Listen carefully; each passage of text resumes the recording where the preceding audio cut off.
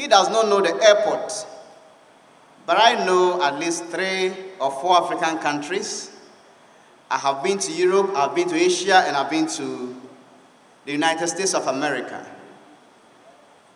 So I did not have a happy childhood, but I have a happy adulthood.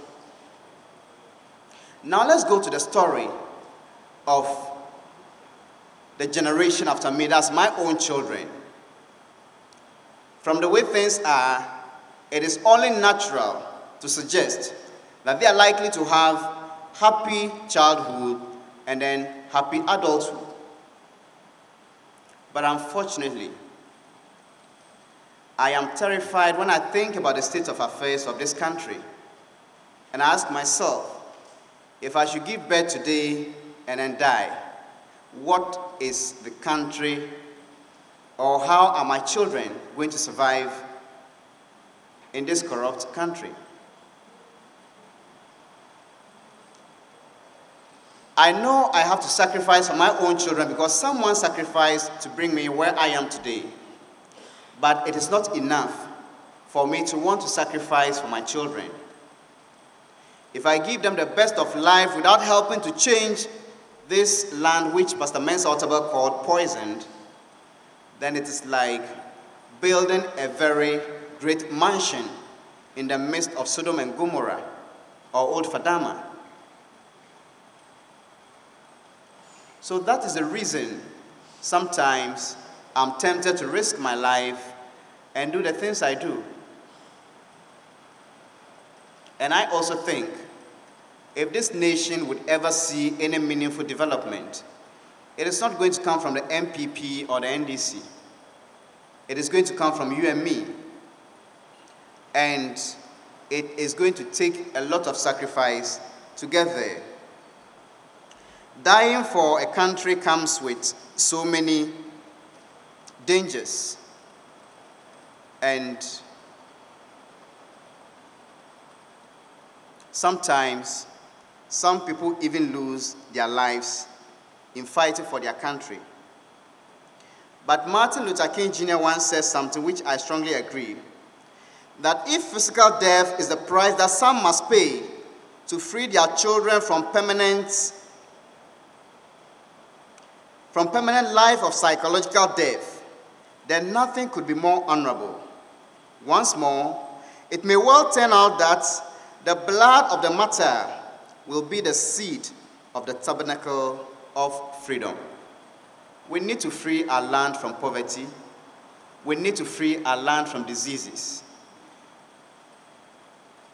Every day we hear of reports that hundreds of young men get drowned in the Mediterranean Sea.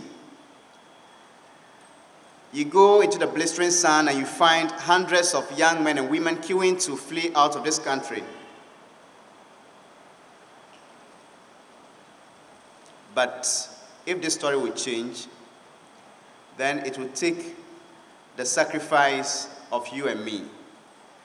And I think the laws are not enough. We should let our conscience guide us. And that is the essence of the voice of conscience.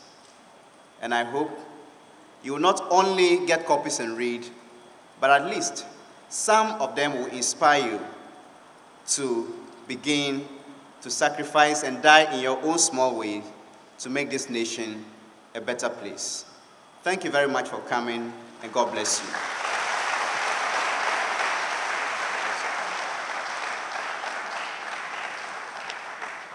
To reflect the eclectic nature, the book and the review is divided into 5 sections, which include motivation, anti-corruption, politics, and the captivating obituaries of some famous people such as Komla Dumont, P.V. Obeng, and Nelson Mandela.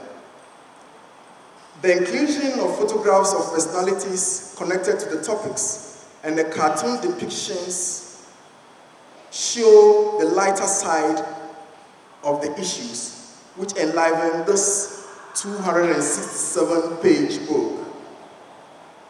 Some of the titles also attract attention. For example, Joy FM is not for my father. I am not a neutral journalist. And Manasseh and the Mad Women of Ketekrachi. Good news is there are more of such, just that they couldn't find space. One example is what Odrigajeko and Joyce Aye do in secret. Manasseh, I'm waiting for the part 1 and 2 of that one. Readers do not only get to read some of the best feature stories of our time, they get to learn about the stories behind these stories. Though the issues are multifaceted, I could glean the themes of self-determination, integrity, accountability, and the inspiration for a personal turnaround. Whether inadvertently or not, this maiden book of Manasseh poses questions which I shall address in this review.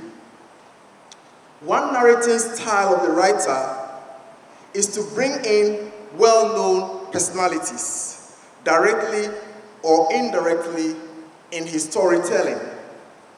While this may be distractive and intrusive, his ability to establish relevance and stay focused on the issue consistently redeems him.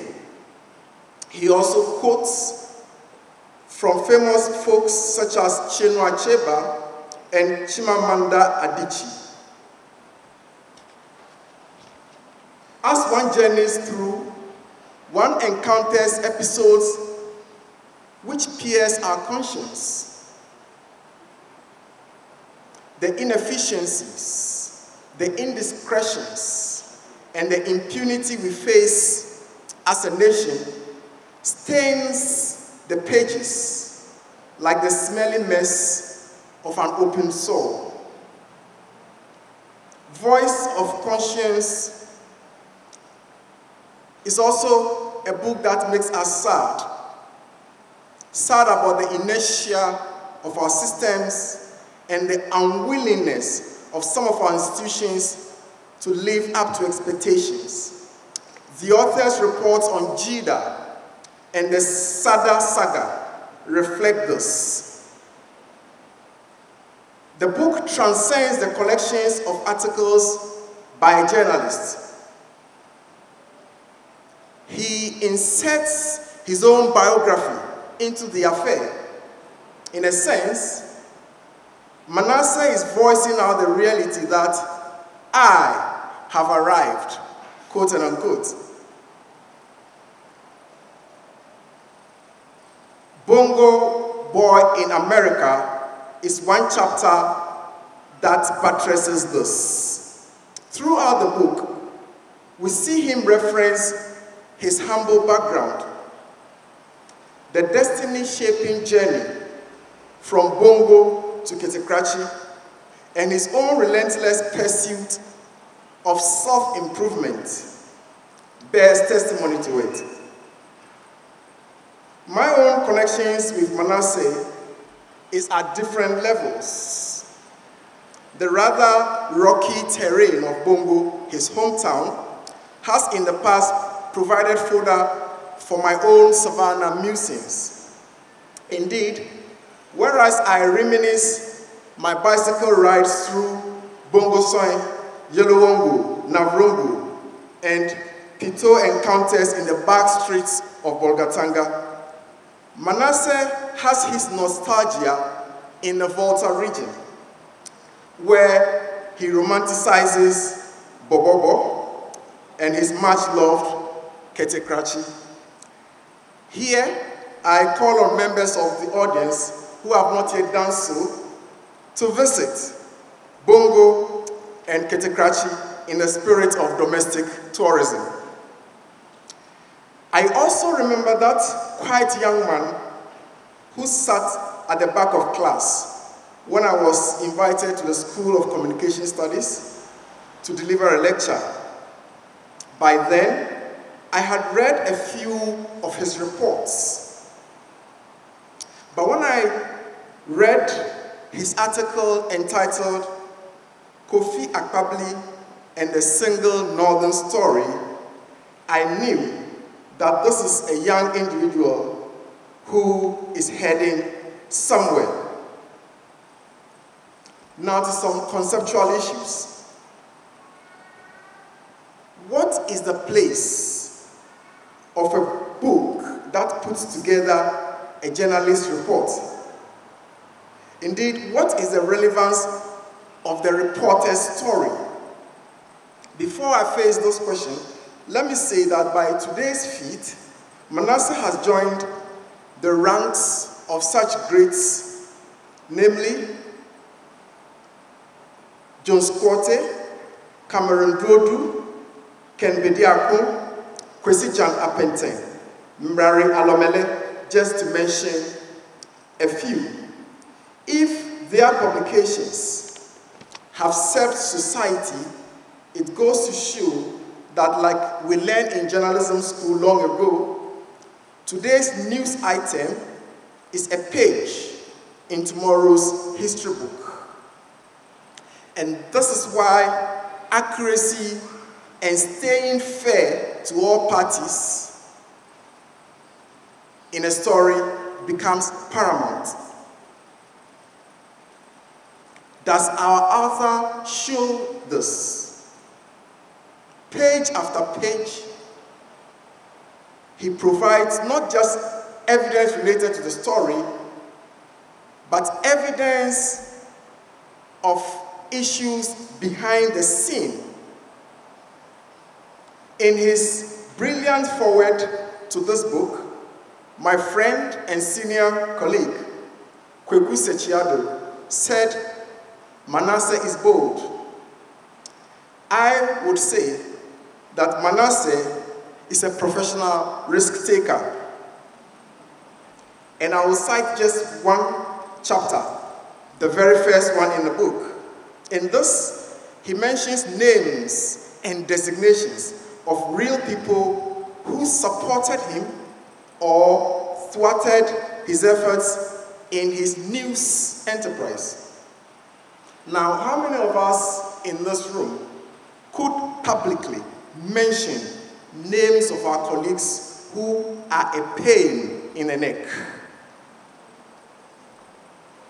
Efun Kojomogbe, a mentor Manasseh and I share, wrote a play entitled The G-Yard People, which every Ghanaian must actually watch.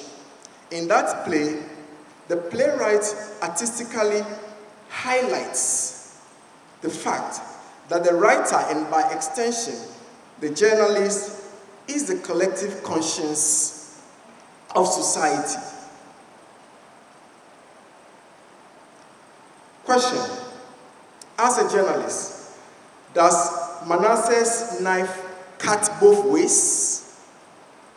Why don't you let me leave that question to you when you pick this book and read for yourself?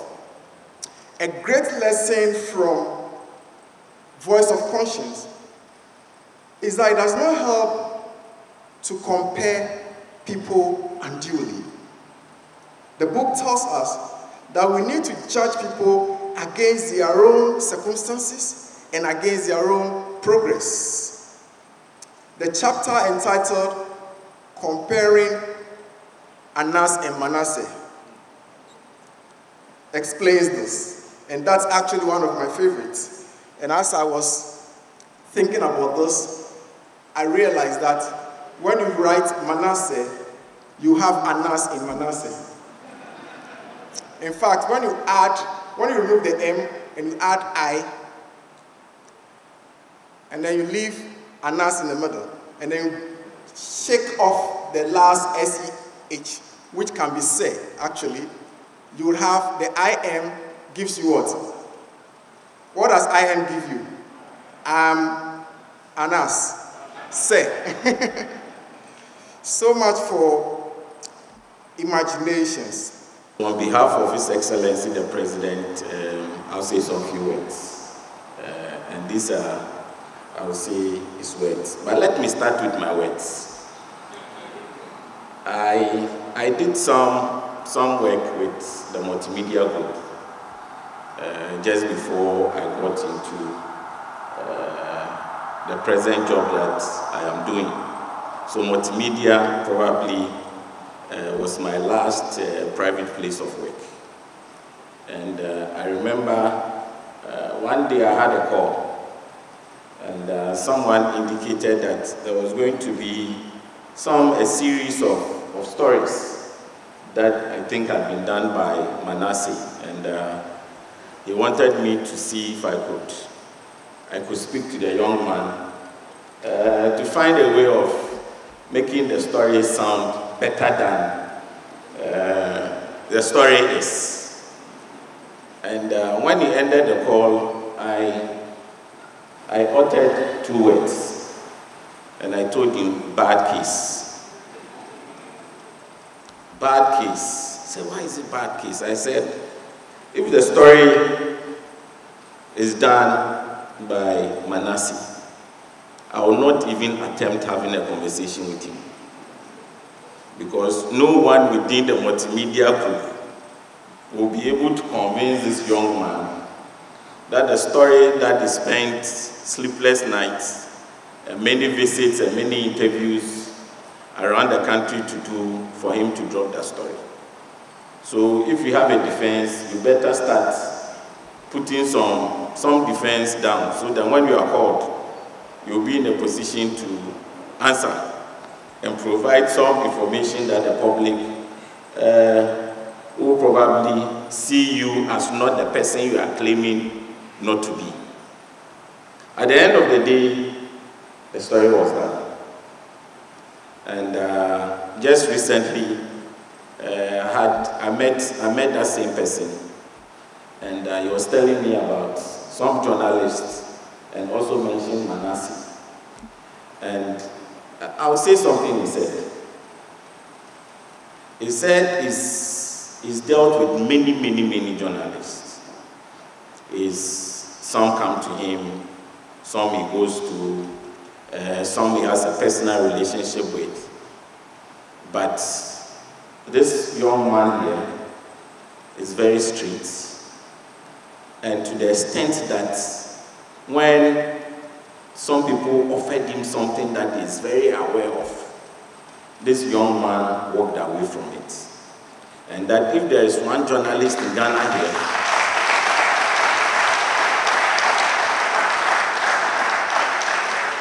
who does his work with a high level of integrity and service to motherland Ghana, it is this young man, Manasseh. And I think that it deserves some bigger applause.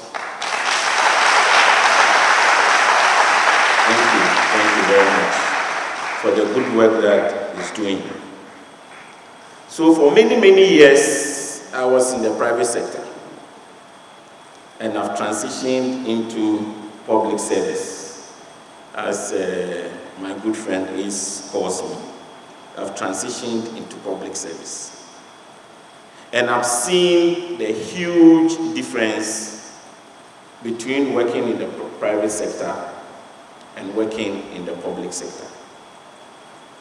But I've also seen that corruption, as we call it, or as we perceive it in Ghana, is not only within the public sector. Indeed, most of what happens that we hear about and we read about and all of that is as a result of a relationship between private sector and public sector. And in fact, it is the private sector players who offer the public sector players the kickbacks, the envelopes, and all of that. So I sit back and I look at ourselves and I say, counting all ministers in Ghana, we are just about a little over 80, so maybe about 84 or so ministers, deputies, regional deputy ministers. About 84 of us. And sometimes I read the stories that the young men do in terms of the level of corruption within the country. And I just can't imagine how 84 or 85 people will be amassing all this wealth. And I ask myself, where is really the money? Where does it really go? And I come back and I attribute it to, again, the giver and the taker. I'm not a lawyer, but my understanding is that in situations of this nature, both the giver and the taker are both guilty. And our seasoned lawyer, Yoni, is here. Our senior man, Yoni, is here, and I'm sure you will be able to speak to that. Now to the message that I've been asked to deliver to Manasseh, and on the back of that, launch the book, is that His Excellency the President says, I should tell you that he admires your work. And in fact,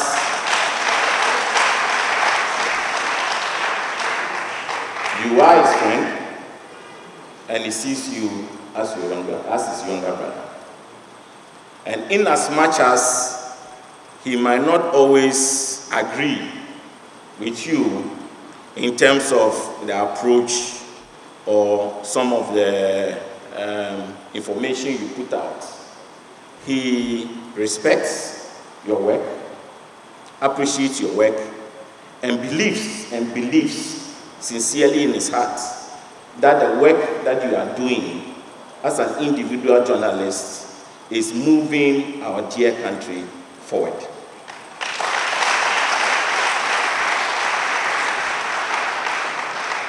He mentions our late good friend and the man that we are all proud of, the late Komla. He mentions Anas, and he mentions Manasseh as three fine journalists in our time that the whole of Ghana should be proud of.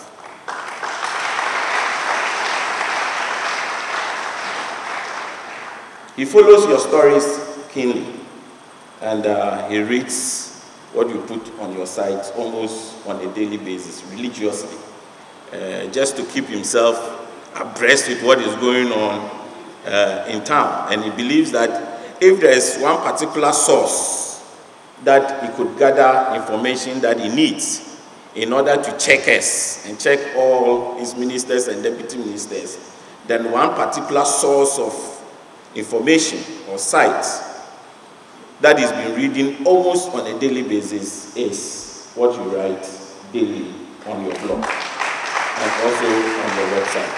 So he's following you, and he's hoping that other journalists, the young ones coming up, your peers, and even those who've gone ahead of you, will be inspired, will be motivated by the work that you do as an individual journalist, trying to change the perception of corruption in Ghana. Indeed, if you look at the current release of the Transparency International report, you all agree that Ghana is one of few countries that was mentioned in the report as having made some improvements in our perception, in our corruption perception index, CPI. Indeed, if you look at the marks, although we are below 50, in 2012, I think we're somewhere around 45. We'll improve slightly, but in 2015, the current report that has been issued we are just about below 50% at about 48%. He is committed to the fight against corruption. And if you look at the stories that Anas did in the past, the judges, the story regarding the judges, there have been some dismissals, there have been some trials. If you look at the story that Manasseh did, the Jida stories, there have been some prosecutions here and there. And so he's very much committed to the fight against corruption. But he sees the fight as a responsibility on all of us. It is not only for the president to fight corruption. It is a responsibility of all of us to ensure that we banish corruption from our motherland, our dear country, Ghana. So it's a responsibility on the executive. The legislature has its responsibility as well to serve as a check on us. The judiciary must also execute and ensure that prosecutions that come before them, once they find people guilty, they give them punitive sentences and penalties to ensure that other people do not engage in corruption. And for you, the journalist, you have a primary responsibility of highlighting and drawing all of us our attention to the issue of corruption. And for the people of Ghana, you have a responsibility to provide information. We all live in communities. If you live in a particular community and all of a sudden you see some property coming up and you do your little investigation and you come to the realization that that property coming up within that short period of time is for a government official at whatever level, it is your responsibility to provide that information to our fine gentleman here, Manasseh, or other journalists that you think have a high level of integrity in their DNA. And it is their responsibility to blow it up. And for him, as the president of this country, it is his responsibility to ensure that all his ministers, including himself, and all his appointees live above board as expected of public